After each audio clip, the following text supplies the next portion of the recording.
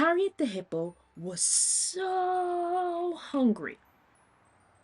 She sat by the edge of the water in Pawland Park under a large acorn tree and sighed a loud sigh. Oh, I'm so hungry, she cried.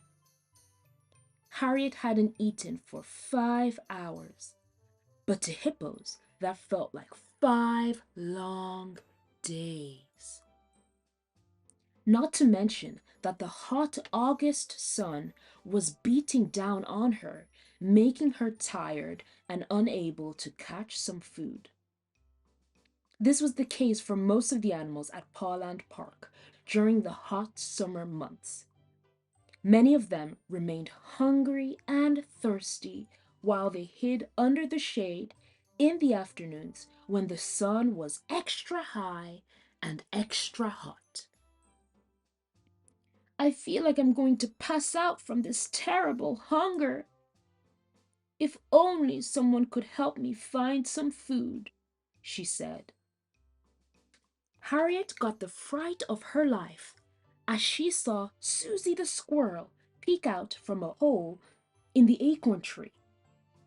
Did somebody say that they were hungry? Susie asked. Oh, yes, Harriet responded. Oh, yes, that was me. I'm so hungry, and I haven't eaten in 5 hours. Without delay, Susie the squirrel brought out 2 acorns from behind her bushy tail. Oh, well, I have 2 adorable acorns that I was going to eat for lunch. It's too much for one person. Would you like one? She asked Harriet the hippo. I would love one, Harriet said. After saying thank you, Harriet took an acorn from Susie's hand, and in one quick second, she gobbled it down. What a kind squirrel, she thought, though she was still very hungry. The hippo's belly was so large, and the acorn only filled a small part of it. As the afternoon sun got hotter, Harriet the hippo grew more hungry. I'm hungry as ever, she cried. Just then, Gary the giraffe was strolling by. Harriet's hungry voice reached his tall ears. Did somebody say that they were hungry? He asked. Oh, yes, that was me. I'm so hungry I haven't eaten in 5 hours, Harriet said. As quick as a whip, Gary the giraffe brought down his long neck to show Harriet the leafy branches that he held in his mouth.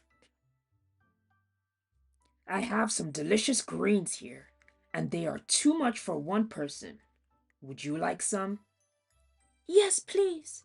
My hungry belly will even eat leaves. Harriet said thank you, and in a blink of an eye, she swallowed 5 leafy greens. Do you think that Harriet the hippo is filled up now?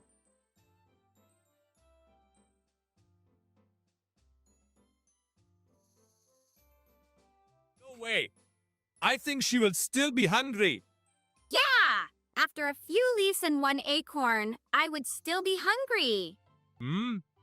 Does anyone have some popcorn to give her? I don't really know what animal eats popcorn, but we can get back into the story and see. The acorn and the leaves have only filled up 10% of my belly, Harriet cried. And the sun is making me lose all my energy. I'm still hungry as ever, she said. Suddenly, there was a loud splash from the water, and out came Betty the bear, with 1 large fantastic fish hanging from her lips. Did somebody say that they were hungry? She mumbled. Oh, yes, that was me, Harriet said. Well, I have a tasty trout here, and it's too much for one. Would you like a share? Betty asked. "Oh, yes, please. I would love some." "Thank you," Harriet said.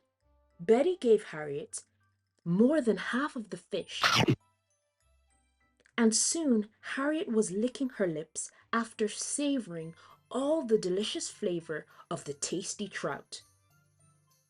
Even after eating more than half of a fish, Harriet the hippo's belly was still hungry.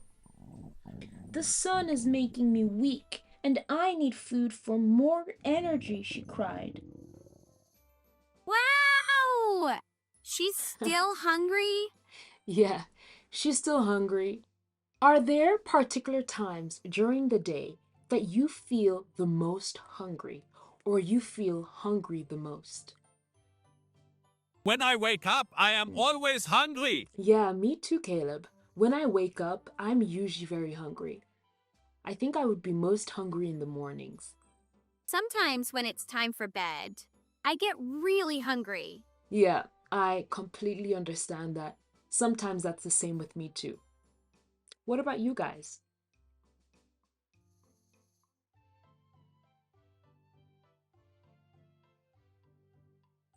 Mm, yeah, we're all hungry at different parts of the day, but it seems like Harriet the hippo is just always hungry. Who knows how many animals we've been introduced to so far?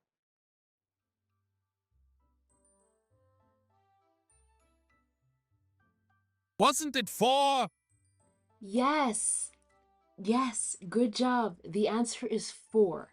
So, of course, we know Harriet the hippo. Then we heard about Susie the squirrel who gave her the acorn. Then came Gary the giraffe. And now Betty the bear with the fish. You guys are keeping track. Let's get a bulb in the jar. And let's get back into the story. As Harriet was lying down under the extra hot sun, she starts to hear a strange clawing sound. "Is that my belly rumbling?" she thought.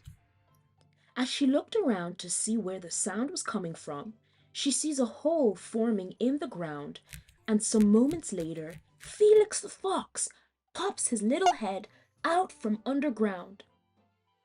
"Did somebody say that they were hungry?" he asked. "Oh, yes, me. I'm hungry," Harriet replied. "Well, I have 2 juicy chickens, and it's too much for one person. Would you like some?" "Oh, yes, please. I haven't eaten for 5 hours. I'm so hungry, and that will fill me right up." Felix gave Harriet one large, juicy chicken. Oh, and how Harriet loved chicken. It was her favorite. Thank you," Harriet cried. "This will fill my hungry belly right up." As Harriet thinks of how she will dig into her delicious meal, she hears a small, whimpering sound coming from the bushes behind her. "Hello? Who's there?" Harriet asked. "It's Poppy the pig," Poppy says. "Well, why are you crying, Poppy?" "I'm so hungry. I haven't eaten in 1 week.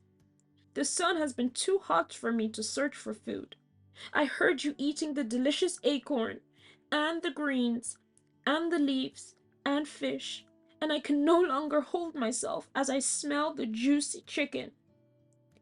"Oh," Harriet says, "you must be really hungry."